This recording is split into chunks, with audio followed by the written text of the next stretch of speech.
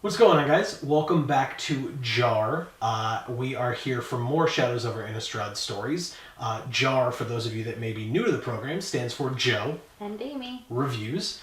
So we are here for Shadows over Innistrad, Episode 4, Sacrifice. They kind of tried to tease us a little bit with it last time, and I had no idea what the tease was about. I think they could have given us a little bit more even in the tease, because we didn't know anything about any of these characters, any of these stories. It was brand new, similar to kind of the first story that we read with the hunters and stuff like that. I mean, we saw some werewolves, which are kind of indicative of Innistrad, and they kind of talked about it a little bit, but this could have really just been a story about literally anything.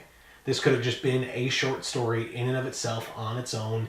You know, they could submit this for a short story competition or something like that. It really had seemingly no connection except for the fact that they mentioned some of the places on Innistrad. Besides that, that was really the only connection whatsoever. Everything else, it was a story all on its own. They introduced characters to us at the beginning. There was an end to those characters at the end, one way or the other. And at least for me, I felt like there wasn't a lot of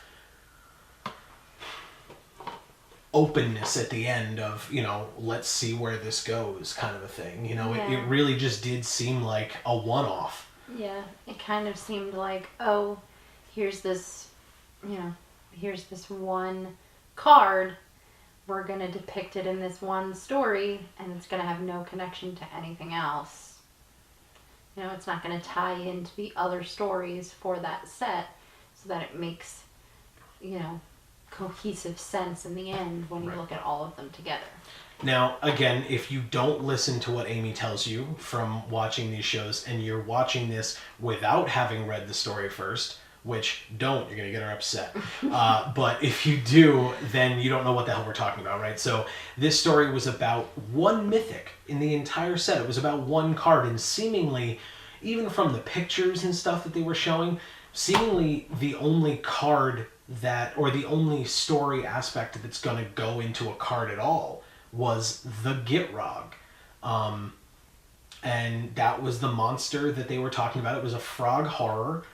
You know that from the card, but it basically kind of creates fog that kind of rolls over the land, and it slowly expands and kind of comes through. And originally they said that it was killing livestock and threatening people, but to be honest, what it seems like it was really doing, I guess spoilers, but again, should have read the story first. But I think what it really more so was doing was kind of hypnotizing people to its side, or like making kind of a Gitrog cult. Yeah. Where they were sacrificing animals to it, and then it really just got to the point where they were like, oh, well, let's just sacrifice people that we don't like to it. And they started with the girl who actually was the main character of our story, Mia. And they just kind of went from all these people that you saw who were like, oh, the Gitrog, and Mia was saying that it was an old wives' tale or, folklore, and it wasn't real. And one of the few ways that I can see this tying in the future is if we somehow meet Mia's father somewhere. Yeah. Mia's father was talked about a lot, but we never saw him because he is a slayer. They talk about slayers a lot, and it's someone who goes out and hunts monsters. And she was able to learn about, or she was able to kind of spout a lot of the teachings of the slayers kind of, throughout her life and with her friend Wilbur. It was a weird story. It was along that same sort of line. Sure. You could I don't know. You could say that maybe she I don't know. Her dad's gonna meet Jace or something, and then the two, he'll be there to protect Jace from whatever he can't handle, and then that'll help Jace find Sorin or something like that. If you really are looking for a way for it to tie in some way. And it's funny that that's our answer, because I think in the second story when we heard about Avacyn, we were saying that we hope that that little boy that ran away from the town that Avacyn destroyed was also going to find Jace. So I think that's just the thing, is we're just so conditioned to be like, you know, latching onto a character that we recognize who is good, right? Because now Avacyn's evil, Liliana's kind of evil, Soren's kind of evil, Nahiri's seemingly evil. So like there's only really Jace who we know where we're like, oh, totally, go to Jace, help him, you know, like you know, we have Sigarda technically is one of the good angels, or seemingly fighting on the side of good.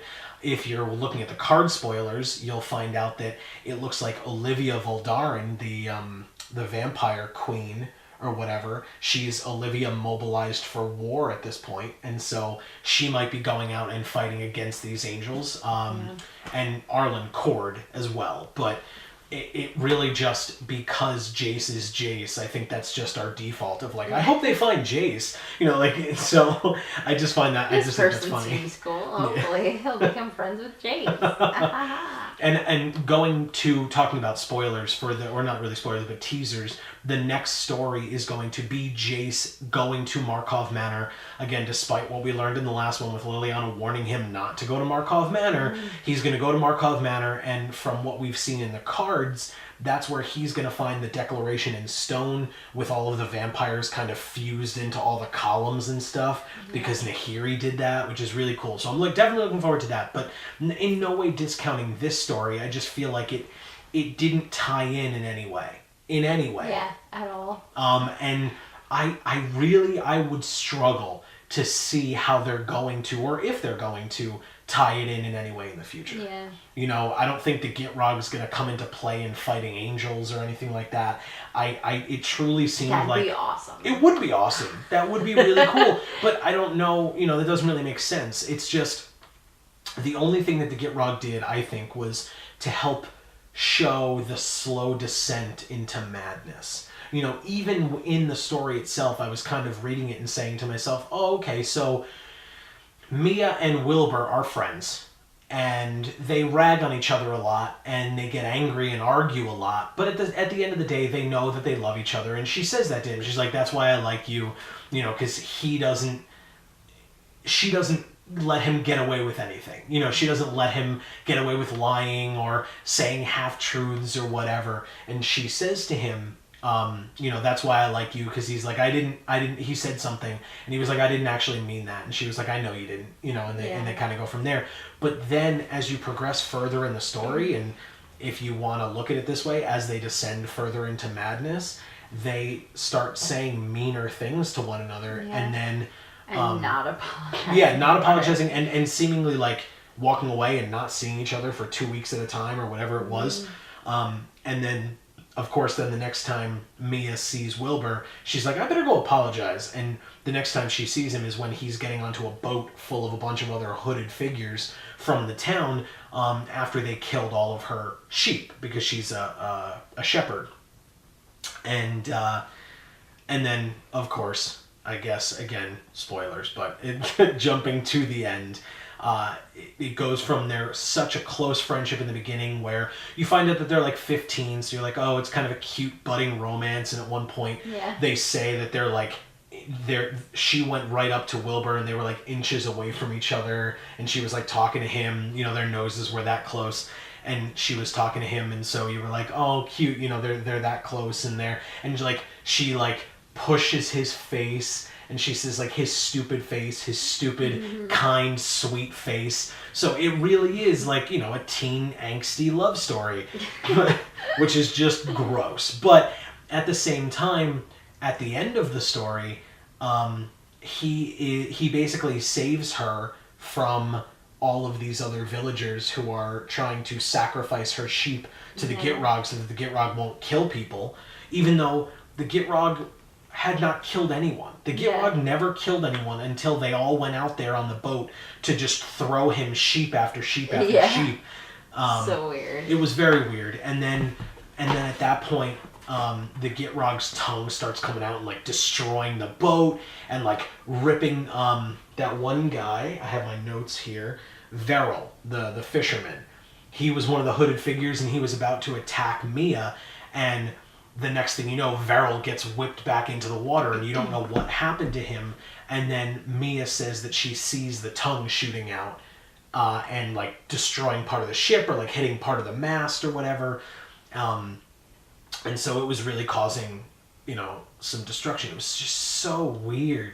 What a weird like progression. And then Mia, who was the only person who didn't believe in the Gitrog, is then the one who gets mesmerized by the Gitrog and stabs Wilbur twice.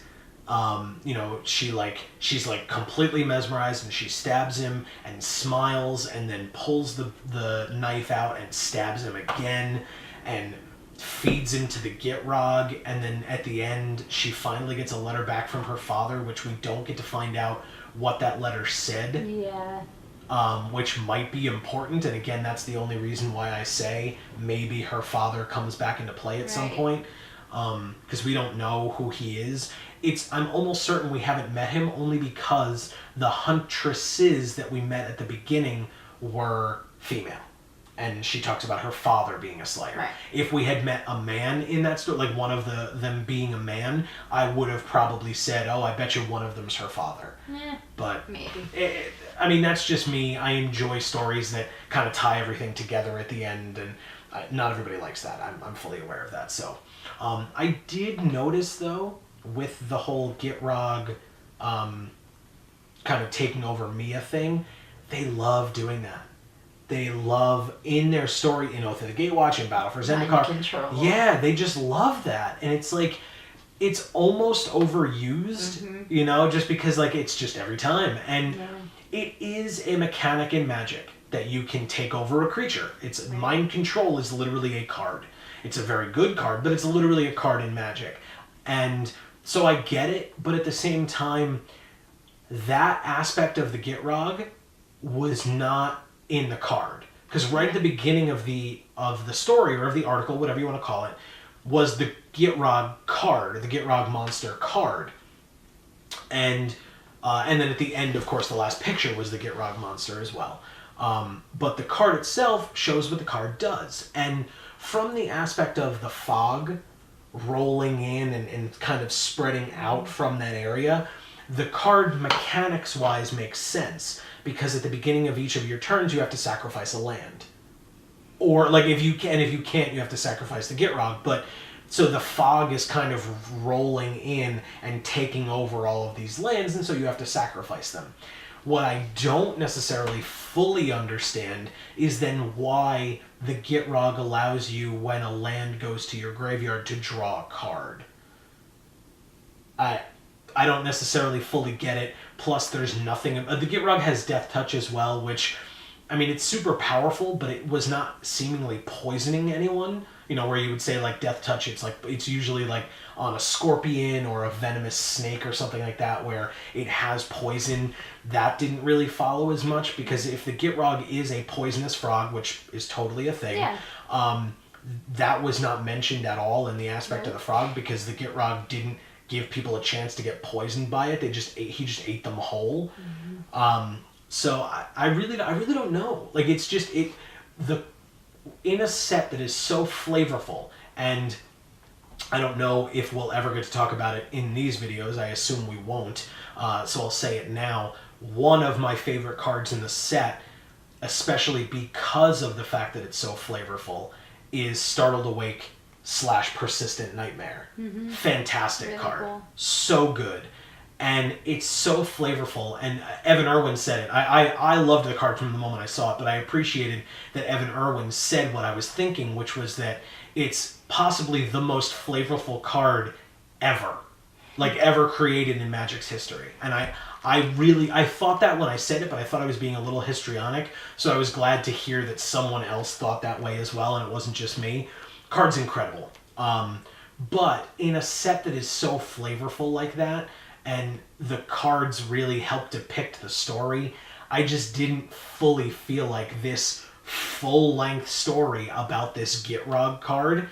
If you asked me to read the story without knowing what the Gitrog Monster card was, and then tell you what the card did, I would say something about mind control or stealing a creature or giving other creatures death touch or something like that, where it would kind of track with the story, and it didn't do that for me. Again, with the fog thing, I can see it, but that was such a small part of the story that I would not have gone in that direction in my thinking. Yeah. We met Kaleem. I don't know if you have any opinions about Kaleem at all, the Wilbur's father. He was like kind of a jerk and a leader in the town and one of the elders, excuse me. And he is dead by the end because he was trying to sacrifice Mia. Yeah. And it just, I mean, they kind of made you not like him from the beginning. Yeah. Even though you were supposed to like Wilbur because he was one of he was the secondary character, he was the supporting character. He was the love interest. Yeah, until right at the end when she stabbed him twice and fed him to the Gitrog, and then he stopped being the love interest. Right. Then the Gitrog was the love interest. Yes. Oh, and in fact, we forgot to. Well, we can do it at the end. But yeah, the Gitrog was definitely the love interest at the end. I thought it was interesting. I mean, it was called the episode was called Sacrifice, and they were sacrificing lambs or sheep first. Yeah. Then the people were trying to sacrifice Mia, and then Mia was sacrificing them. Yeah.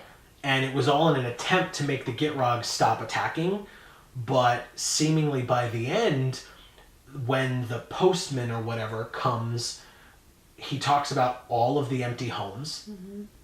So seemingly a lot of people have been fed and or sacrificed to this Gitrog. And he goes to Mia's house, and seemingly now Mia is going to feed him to the Gitrog. Right. So is she the only one who is now a servant to the Gitrog? Like, everybody else seemingly was, like, hiding away and, like, shutting their shutters. Well, I feel like the like, order of people, the hooded people, were serving the Gitrog, but they weren't entranced by the Gitrog. Well, So I think she is the only one who was entranced by it, and so she's just gonna feed everybody to that thing. And seemingly, though, all of the people that were on that boat originally, which seemed to be a large number from what she was saying. Yeah.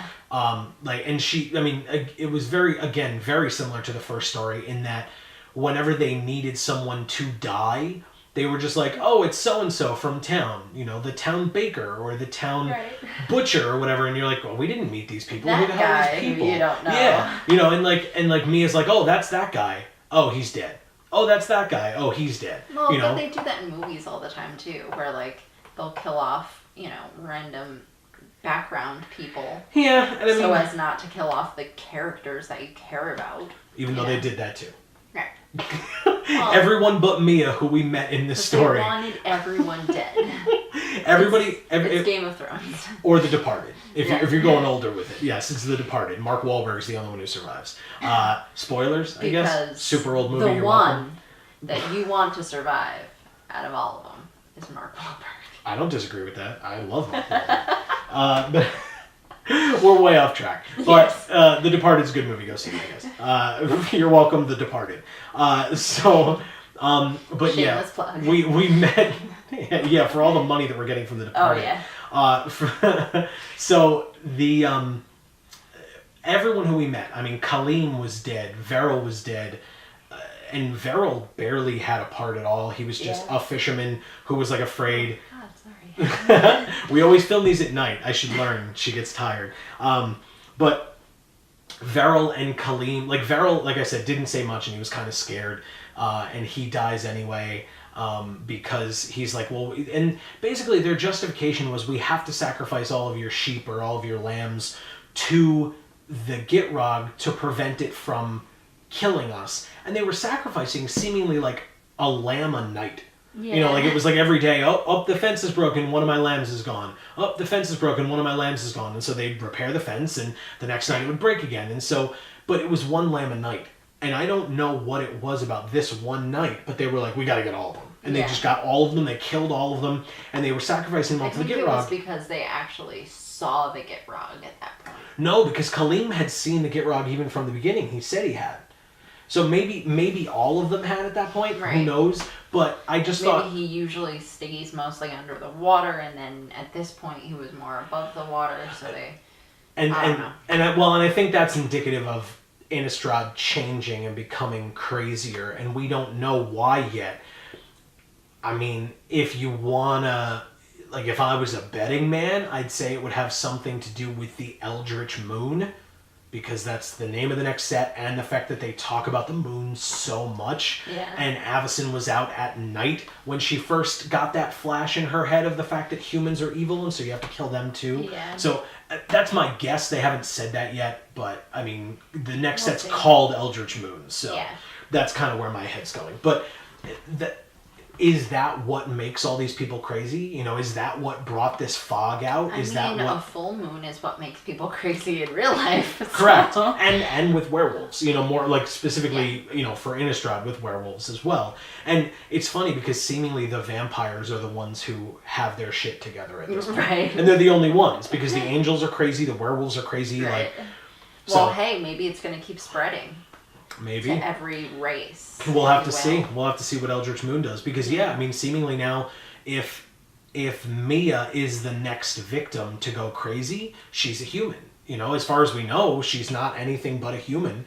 Yeah. So she's just a regular baseline human at this point, and it's still going crazy. So we'll have to see where that goes. And yeah, I mean, I don't know how this ties in. If it ties in, we'll have to see. I think that's a good thing and a bad thing. Like, I want to know how much to care, you know, because I feel like in like 3 or 4 stories, I'm sorry. that's all right. In like 3 or 4 stories, I feel like if they mention the Gitrog again, I'll remember. But Right. if they mention Mia again, I don't know that I'll remember her. You know, if they're like, oh, this girl with wild eyes, Mia comes out of nowhere and is talking to Jace, and like, who's Mia? You know, I don't know that I would remember. Yeah. The Gitrog, clearly, because if a giant frog monster appears, I feel like I'll remember the Gitrog. Plus the fact that it's depicted in a card, and I'm going to be getting these cards, so I'm going to have the Gitrog monster, hopefully. We'll see. So this week, just to kind of, I don't know if you had anything else to say. I want to kind of close it out because I want to let you guys know, for when you're seeing this, it's the week of pre-release. This weekend is pre-release. This Friday/Saturday and Sunday is pre-release. I'm super excited. I'm really looking forward to it. You guys should stay tuned to this channel to see all the cool things that we have coming up for this pre-release. You guys will really enjoy it. I would subscribe down below if I were you. I actually can't subscribe because it's my channel, but I've tried many times. Don't you get it twisted. I think you guys should definitely subscribe. You'll see pre-release kit openings. You'll see booster box openings when the set releases in 2 weeks. You'll see fat pack openings. You'll get to see pre-release videos. I can't go too far in depth into it, but I think you guys will really enjoy it. And I'm going to let you guys in on a little secret now. These stories, if you didn't know for whatever reason, these stories come out every Wednesday. And for the channel purposes, we usually release videos on Fridays and Mondays/Tuesdays, depending on our availability. Because we have our availability this week, and because we're going to be doing pre-release kit videos, or pre-release videos leading up to the release next Friday, we're going to have the next episode of JaAR coming out this Friday. Obviously, it depends on when you're watching this. If you're not watching it the day it's released or whatever, but the Friday of pre-release, that morning, so that it give you something to get you hyped for the pre-release, we're going to talk about the next story. So we'll have that episode filmed and up for all of you before that Friday. Once again, definitely subscribe. You'll find out when that video comes out. You'll find out when all of these videos come out. This has been JaAR. I have been Joe. And Amy. And I think there's only one thing left to say before we close it out. All hail the Gitrog. All hail the Gitrog. All hail the Gitrog. And guys, in whichever video of ours you watch next, we will see you all next time. Thanks, everybody.